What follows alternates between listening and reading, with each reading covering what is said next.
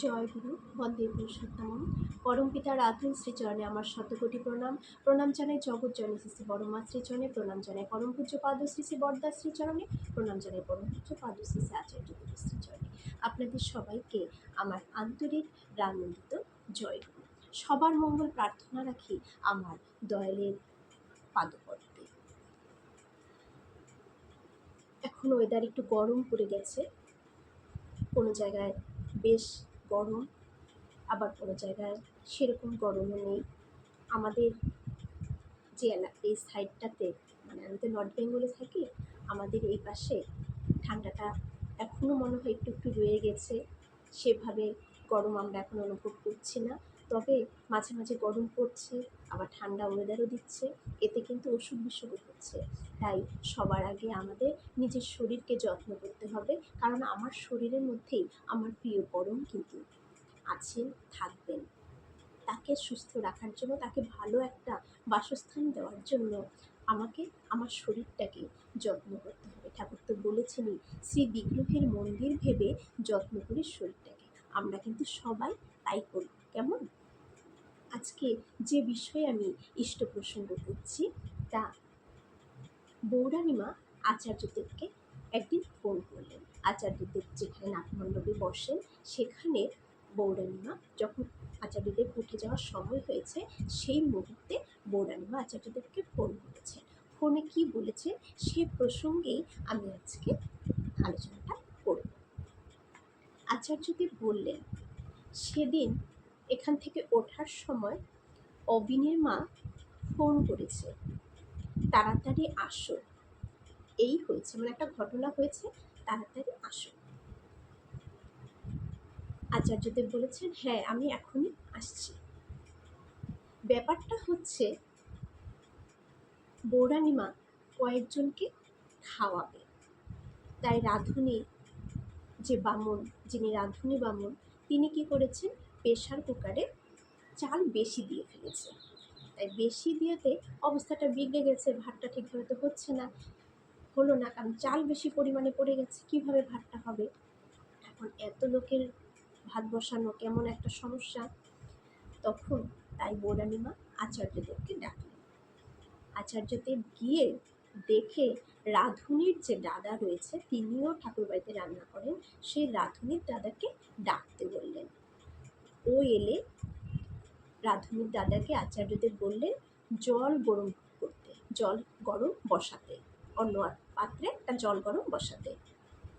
জল ফুটলে কুকারের ওপরের যে ভাত, ওপরের যে সেদ্ধ না হওয়া ভাত, কারণ ওপরের ভাতটা তো আগে সেদ্ধ হবে না, নিচ থেকেই তো হবে, ওপরেরটা চাল চালই রয়েছে, তাই ওপরের সেদ্ধ না হওয়া চাল আগে ওই ফুটন্ত জলে দিয়ে কিছুক্ষণ পর তারপরের যে অংশটুকু রয়েছে প্রেসারে, সেইটুকু বেশি সেদ্ধ চালটা দিয়ে দিতে বললাম। ব্যাপারটা ম্যানেজ করলাম। তার মানে আচার্যদেব এই মধ্য দিয়ে আচার্যদেব আমাদেরকে এটাই বোঝালেন যে, তার মানে একটা অবস্থা যখন হয়েই গেছে, তখন সেটা নিয়ে বক বক না করে কি করে সমাধান করা যায় তাই করা। আমাদের এটা একটা ঘটনার মধ্য দিয়ে কিন্তু আচার্যদেব বললেন, আমাদের প্রত্যেকেরই জীবনে নানান মধ্যে আমরা সমস্যায় পড়ি, তখন সেটা নিয়ে আমরা বক বক বক বক আলোচনা করতে থাকি, রাগারাগি করতে থাকি, নানান রকম সিন ক্রিয়েট আমরা করতে থাকি, তাই না? করি তো, বলুন। তাহলে সেই সমস্যায় ওগুলো কিন্তু সমস্যার কোনো সমাধান হয় না, তখন বরঞ্চ আরও বেড়ে যায়, কারো রাগ উঠে যায়, ডিপ্রেশনে চলে যায়। সেইগুলো না করে আচার্যদেব বলেছেন কি করে সেটা সমাধান করা যায়, তখন আমাদের সেটাই কিন্তু করণীয়, যে তখন সেটা কি করে সমাধান করা যায় তাই করা উচিত। কাচের গ্লাস ভাঙলো, তা নিয়ে ঝামেলা না করে এগিয়ে চলাটাই উচিত। ওটা তো আর ফেরত আসবে না। যেই কাচের গ্লাসটা আমার হাত থেকে যদি একটা কাচের গ্লাস পড়ে গিয়ে ভেঙে যায়, তাহলে ওটা নিয়ে রাগারাগি করে কি কোনো লাভ হবে? ওই গ্লাসটাকে কি আমি ফেরত পাবো? যেটা হয়ে গেছে সেটাকে তো আর ফেরত করে সঠিক করতে পারবো না, সমাধান করতে পারবো না। ভেঙে গেছে ভেঙে গেছে, এইভাবে আর এটাকে করা যাবে না, তাহলে এখান থেকে নষ্ট হবে। সেটা জীবনের যেই ক্ষেত্রেই হোক, একটা সম্পর্কের ক্ষেত্রেই হোক, একটা কাজের ক্ষেত্রেই হোক, একটা বস্তুর ক্ষেত্রেই হোক, আমাদের সজাগ থাকতে হবে যে এইভাবে এই করলে সমস্যা হবে, জিনিসটা নষ্ট হবে, সেটা করা যাবে না, এটাকে এভাবে করতে হবে। আর হয়ে একটা ভুল হলেই কিন্তু মানুষ শিখতে পারবে, শিখবে। যেমন এই রান্নাটার থেকে সবে আমরা শিখলাম যে এইভাবে বাকিটা করলে হয়ে যাবে। ভুল করে তার থেকে তো একটা অভিজ্ঞতা হলো, পরে সেটা আর করবে না। একবার ভুল করলে তার অভিজ্ঞতা হলো যে এই ভুল করার ফলে কি পরিস্থিতি জীবনে দাঁড়ায়। সেটা সম্পর্কের ক্ষেত্রে অনেক সময় আমাদের অনেক ভুল হয়ে যায়, সেই ভুল করাতে পরিবারের ওপর কতটা আঘাত আসে সেটা আমরা তখন ফিল করার পরে সেই ভুলটা আর কিন্তু তার দ্বারা কখনোই হয় না। ভুল করলেই তো বুঝতে পারবে যে সেখানে কি হচ্ছে।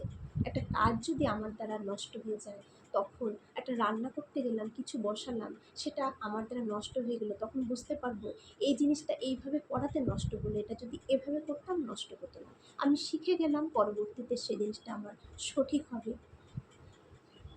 তিনি আরও বলছেন, যে রান্না করতে চাইছে তাকে সবটাই ছেড়ে না দিলে হবে কীভাবে?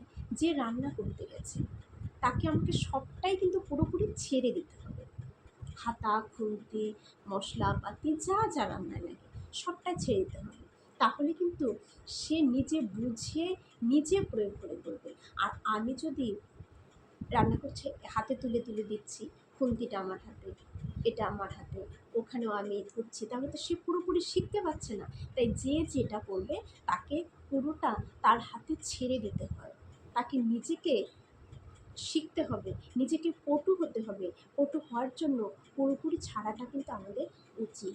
সেটা আমাদের সন্তানদের ক্ষেত্রেই হোক, বড়দের ক্ষেত্রেই হোক। আর সবার মধ্যে যে কেউ কিছু কোনো কাজ করতে চাইলে নিজে না করে অন্যকে দিয়ে করানোটা আমাদের কর্তব্য, আমাদের করা উচিত। আচার্যদেব কিন্তু সেটাই বললেন। আমরা যেন ঠাকুরকে নিয়ে এভাবেই চলতে পারি, আচার্য পরম্পরাকে নিয়ে চলব, জীবনকে সুখময় করে তুলব, শান্তিময় করে তুলব, পরিবারকে একটি স্বর্গ করে তুলব। আমরা সবার মঙ্গল প্রার্থনা করে আজকের ইষ্ট প্রসঙ্গ আমি এখানে শেষ করছি। জয়।